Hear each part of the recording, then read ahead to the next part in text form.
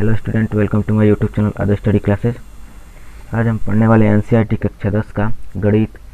पिछले वीडियो में हमने प्रश्नावली 1.1 पढ़ा था और उसके उदाहरण पढ़े थे, जिसका लिंक आपको इसके डिस्क्रिप्शन बॉक्स में मिल जाएगा। और आज हम अंकगणित का आधारभूत प्रमेय और प्रश्नावली 1.2 के उदाहरण पढ़ेंगे। तो चलिए शुरू करते हैं वीडियो। लेकिन वीडियो शुरू करने से पहले अगर हमारे चैनल पर आप नए हैं तो चैनल को सब्सक्राइब कर लीजिएगा और वीडियो को लाइक कर दीजिएगा। तो शुरू करते हैं। पहले अंकगणित का आधारभूत प्रमेय। प्रत्येक भाज्य संख्या को अभाज्य संख्याओं का एक गुणनफल के रूप में व्यक्त किया जा सकता है तथा यह गुणनखंड अभाज्य गुणनखंड के आने वाले क्रम के बिना अद्वितीय होता है। मतलब कि जो अंकगणित प्रमेय होता है उसका प्रत्येक भाज्य संख्या अभाज्य संख्याओं के गुणनफल के रूप में व्यक्त किया जा सकता है, ये इस बताता है। तो इसमें हमें आगे हमको इसका फॉर्मूला मिल जाएगा जिसके हिसाब से हमें बनाना है, जो आपको उदाहरण में मैं बता दूंगा।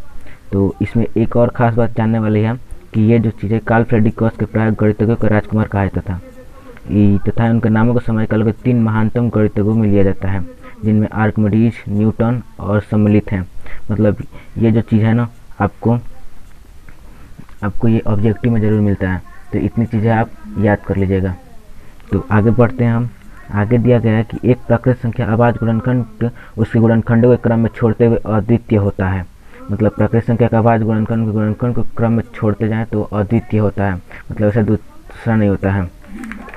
और इसमें 2 खास चीज़ें हैं। पहली की संख्या में प्रत्येक उभयनिष्ठ अभाज्य गुणनखंड उसका सबसे छोटी घात का गुणनफल होता है। प्रत्येक उभयनिष्ठ अभाज्य गुणनखंड उसका छोटी घात का गुणनफल होता है। तो संख्याओं का संबंध प्रत्येक अभाज्य गुणनखंड की सबसे बड़ी घात का गुणनफल होता है। अब प्रत्येक अभाज्य गुणनखंड उसके जैसे उभयनिष्ठ छोटी घात का हो जाता है और अभाज्य गुणनखंड बड़ी घात का हो जाता है इसमें। अब ये रहा हमारा वो जिस बताना था कि किन्हीं 2 धनात्मक पूर्णांकों a और b के लिए HCF A B into LCM A B a गुणे b होता है। मतलब कि अगर ए बी का एचसीएफ निकाले और एलसीएम निकाल के इतना गुणा करें उसका बराबर हमारा दोनों संख्याओं का गुणनफल के बराबर होता है। तो इसको हम इस वीडियो में जानेंगे। तो चलिए हम शुरू करते हैं वीडियो में हम उदाहरण 5 से शुरू करेंगे। चलिए पहला क्वेश्चन देखते हैं। पहला क्वेश्चन यानी कि उदाहरण का 5वां। तो इसमें दिया है संख्याएं 4n पर विचार कीजिए जहां n एक प्राकृतिक संख्या है। जहां जांच कीजिए कि क्या n कोई ऐसी मान है जिसके लिए 4n अंक 0 पर समाप्त हो सकता है। तो ये इसका मतलब ये दिखाना है कि 4n का जो अंक है वो 0 पर इसका समाप्त हो सकता है या नहीं। तो इसका जो मतलब ऐसे किताब में लिखा हुआ है इसी तरीके से हमें ये बनाना है। तो इसमें क्या लिखा हुआ है उसे समझना है आपको, और कुछ नहीं करना है। यदि किसी n के लिए संख्या 4n 0 पर समाप्त होगी तो वह 5 से विभाज्य होगी। मतलब कि जो भी संख्या होगी 4n 0 पर समाप्त होगी तो उसका जो वो 5 पर मतलब 5 से विभाज्य होनी चाहिए। 5 से कौन सी विभाज्य की आपको पता होना चाहिए कि जो मतलब यहाँ देखिए, तो जैसे 10 हुआ, 20 हो गया, इसका अंतिम जो है 0 है और ये 5 से विभाज्य होती है। 5 दूना 10 और 5 6 20, ये सब 5 से विभाज्य होती है। तो इसलिए जो 0 होगा वो 5 से जरूर विभाज्य हो गया। अर्थात 4n के अभाज्य गुणनखंड में अभाज्य संख्या 5 आनी चाहिए। मतलब जो 4n है उसका जब अभाज्य गुणनखंड करेंगे, जैसे कि हम यहाँ देखें तो 6 का अभाज्य गुणनखंड 2 गुणे 3, तो ये अभाज्य गुणनखंड हुआ। तो अगर ऐसा करें तो लास्ट में उसके 5 आना चाहिए। मतलब 5 जो हो वो आना चाहिए लास्ट में, ये हमें बताना है इसमें। अब देखते हैं आएगा कि नहीं। तो आना चाहिए, यह संभव नहीं है। संभव क्यों नहीं है? क्योंकि 4n का जो गुणनखंड करेंगे अभाज्य गुणनखंड तो 2 × 2 का पावर n ही आएगा, उसमें 5 नहीं आ रहा है। तो इस कारण 4n के गुणनखंड में केवल अभाज्य संख्या 2 ही आ सकता है। अंकगणित के आधारभूत प्रमेय की अद्वितीयता हमें यह निश्चित कराती है कि 4n के गुणनखंड में 2 के अतिरिक्त और कोई अभाज्य गुणनखंड नहीं है। मतलब 2 के अतिरिक्त और कोई अभाज्य गुणनखंड नहीं है। अगर यहाँ पे 6 रहता तो 2 गुणे 3 लिख देंगे और लिख देंगे 2 और 3 के अतिरिक्त कोई भी अभाज्य गुणनखंड नहीं है। इसलिए ऐसी कोई संख्या नहीं है, n नहीं है, जिसके लिए 4n अंक 0 पर समाप्त हो। मतलब इसमें कोई भी एक ऐसी संख्या नहीं है जिसके लिए 4n जो हो वो 0 पर समाप्त हो सके। अर्थात मतलब ये समाप्त नहीं हो सकता है और ये संभव नहीं है। ये इस क्वेश्चन में बताना था। तो इतना जो चीज़ है ये आपको याद रखना होगा, जिससे कि आपको अगर ऐसा क्वेश्चन आए तो एग्ज़ाम में आपको बस यही चीज़ लिख दें तो उससे आपको बन सकता है। दूसरा ट्रिक भी है, लेकिन वो ट्रिक एनसीईआरटी की तरह नहीं है, इसलिए उसे बताना सही नहीं होगा। तो ये एनसीईआरटी का है और ये आपके लिए अच्छा रहेगा। अब आए क्वेश्चन देखते हैं। उदाहरण नंबर 6, संख्याएं 6 और 20 का अभाज्य गुणनखंड विधि से एचसीएफ और एलसीएम ज्ञात करें। तो अभी अभाज्य गुणनखंड विधि से एचसीएफ और एलसीएम ज्ञात करना है। और मैंने वीडियो को पहले बताया था कि जो उभयनिष्ठ अभाज्य गुणनखंड होता है उसका छोटी घात का गुणनफल तथा प्रत्येक अभाज्य गुणनफल बड़ी घात का गुणनफल, ये सब चीज़ें आपको बताया था मैंने। तो कैसे निकालना है वो, तो आपको जैसे ये आप HCF निकालते हो ऐसे निकाल लेना। पहले HCF निकाल लेते हैं। 6 का HCF क्या होगा 2 3 और 20 का 2, तो यहाँ बचेगा 10, फिर 2 से करेंगे 5। तो यहाँ कैसे लिखेंगे, तो 6 बराबर 2 गुणे 3 और 20 बराबर 2 गुणे 2 गुणे 5। तो यहाँ पे 2 मिला तो हम ऐसे लिखेंगे, अतः HCF 6 और 20 का हो जाएगा 2। अब LCM ऐसे निकालते हैं, तो LCM कैसे निकलेगा वो देख लेते हैं। तो LCM के लिए हम पहले करेंगे कि दोनों को ले लेंगे। ये सब तो आपने पिछले कक्षा में पढ़ा था, लेकिन इसमें भी बताना ज़रूरी है।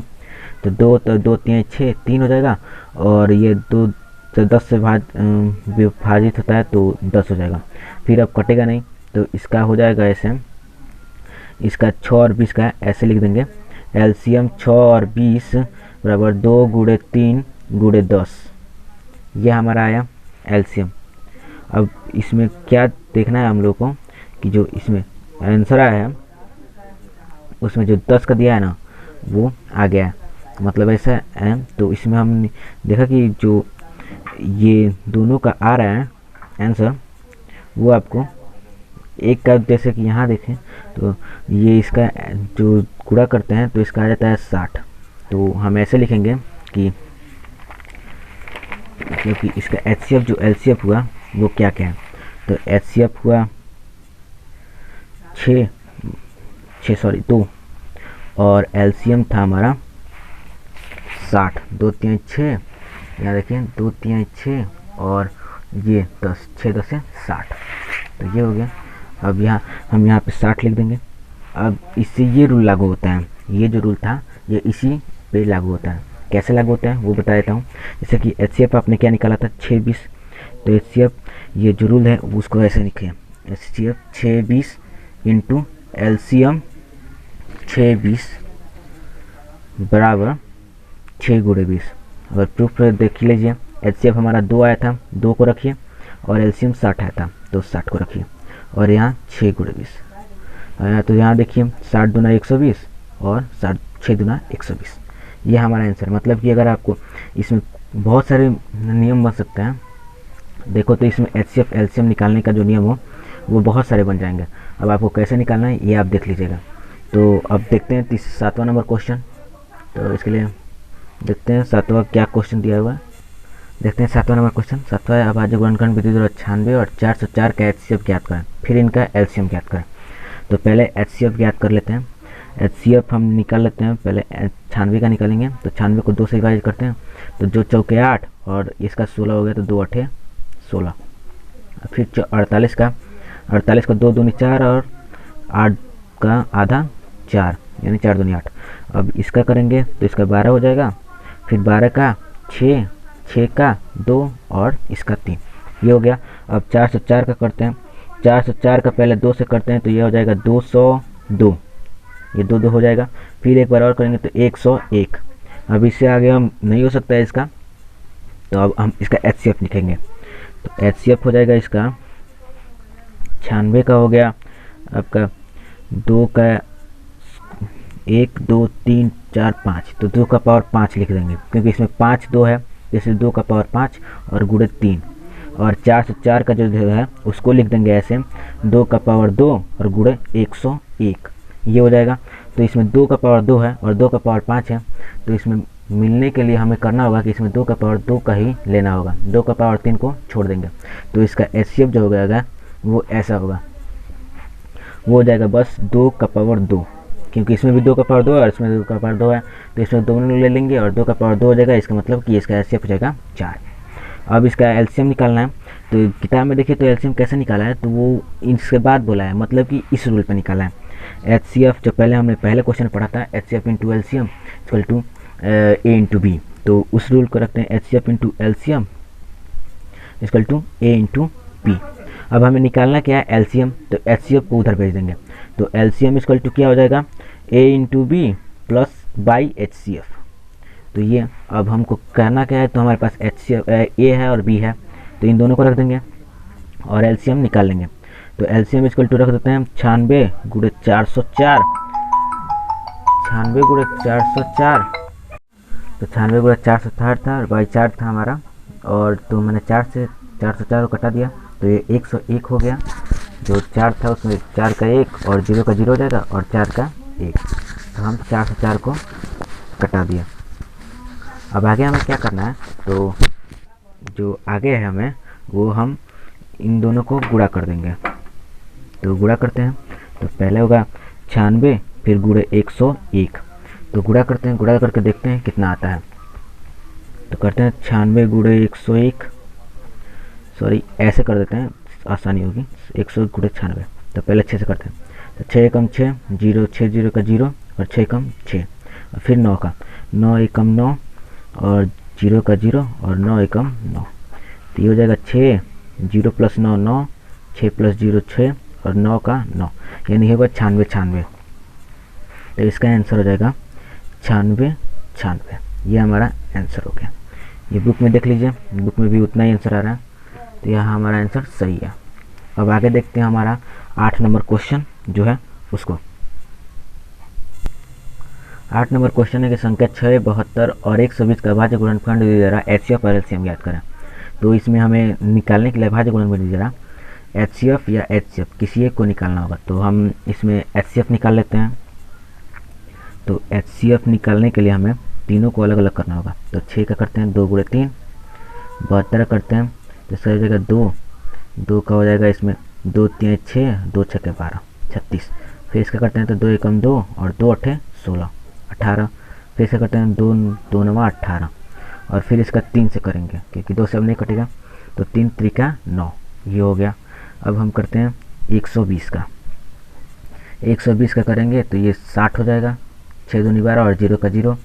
फिर इसका करते हैं तो ये 30 हो जाएगा, फिर इसका तो ये 15, अब 15 तो 2 से कटेगा नहीं, तो 3 ले लेंगे, छोटी संख्या लेते हैं उसके बाद बड़ी संख्या लेते हैं, तो 3 और 5 15।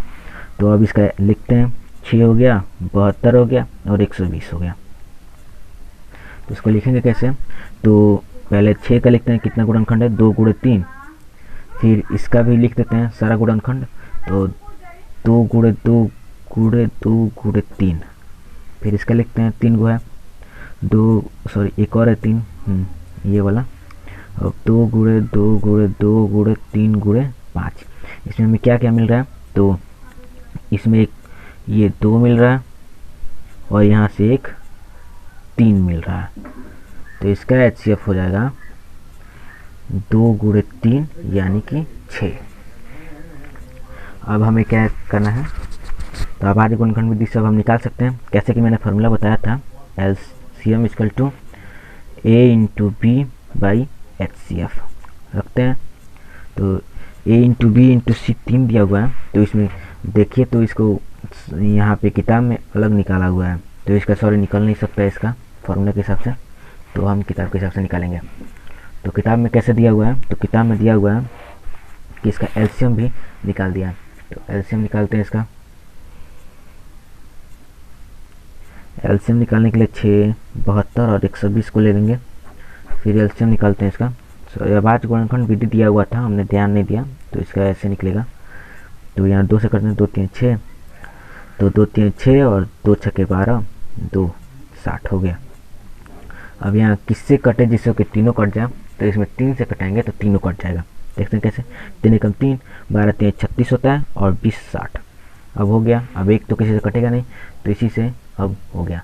तो अब यहाँ कितना बचा हमारा, आया कितना, तो 2 गुणे 3 गुणे 12 गुणे 20, ये आ गया। अब इसको गुणा करते हैं, देखते हैं कितना आता है। उसके बाद इसका एचसीएफ और एलसीएम दोनों हम लिख देंगे और देखेंगे कि क्या आता है। तो HCF equal to not equal to लिखा है कुछ किताब में, वो बाद में बता दूँगा। तो 2 3 6 और 12 6 72, अब 72 भी दो ना, तो 72 दूना क्या होता है, तो 72 गुणे 2, सॉरी 72 गुणे 20, तो 20 दूना 40 का 4 और 20 सत्ते 140 और 10, और 20 दूना 40 का पहले 0 वाला कर लेते हैं, फिर 2 दूनी 4, 7 दूना 14, ये हो जाएगा। तो ये 0 4 4 ये हो जाएगा 1440। ये 1440 हुआ। अब इसको हम करते हैं।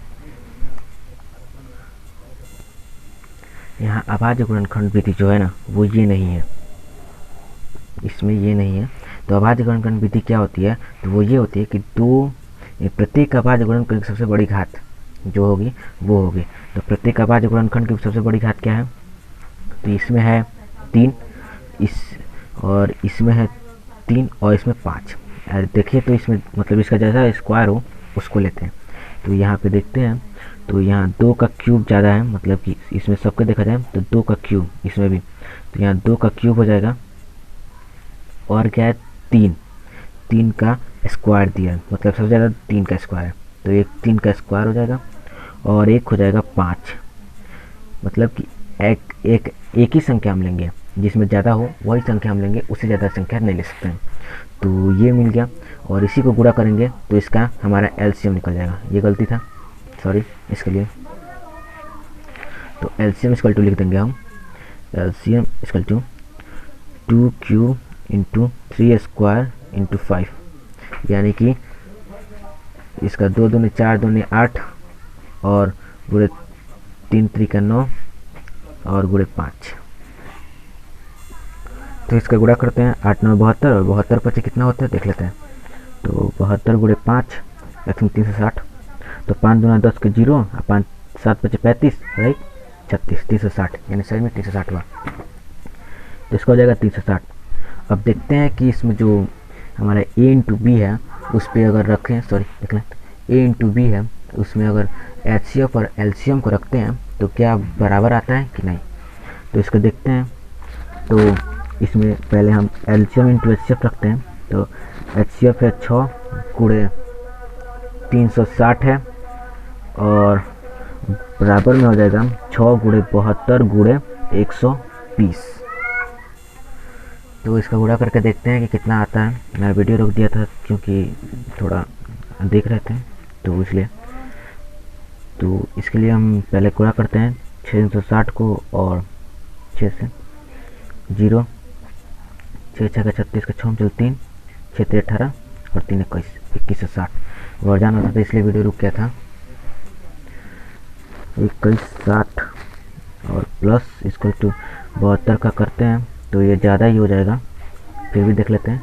120 का 6 से करेंगे तो 120 गुणे 6 ये 720 हो जाएगा। ये 0 का 0 6 दूनी 12 और 6 कम 6 12 का 1 7 हो जाएगा। अब 772 में 72 कर देते हैं 720 में, तो 0 का 0 2 दूनी 4 और 7 दूना 14 और फिर 7 को करते हैं 0 का 0 7 दूना 14 का 4 हाथ में 4 1 और 7 7 7 49 1 50, ये 0 ये 4 4 4 8 और 1 और 51, यानी कि 51,840। यानी कि जो 3 अंक वाले होते हैं ना वो बराबर नहीं होते हैं। ये किताब में आपको समझाया, यहाँ पे देख लीजिए कि 3 संख्या का गुणनफल उनके HCF और LCM के गुणनफल के बराबर नहीं होते हैं। मतलब कि जो हमने किया था ये 3 अंक का था, इसलिए इस रूल पे भी हमारा नहीं बना था। मतलब कि हुआ कि जो 3 अंक के होते हैं वो LCM और HCF और LCM के गुणनफल के बराबर में नहीं होते हैं। ये वीडियो तो यहाँ पे समाप्त हुआ और आगे के वीडियो में हम प्रश्नावली 1.2 जानेंगे और इसलिए इस वीडियो को लाइक कर दीजिएगा और चैनल को सब्सक्राइब कर लीजिएगा और दोस्तों को भी शेयर करिएगा ताकि उन्हें पता चले।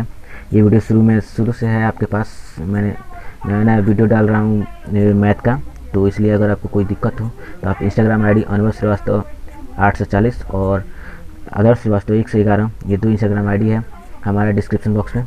किसी को भी फॉलो करके आप क्वेश्चन पूछ सकते हैं, कहीं का भी क्वेश्चन आप पूछ सकते हैं। तो थैंक यू एंड जय हिंद।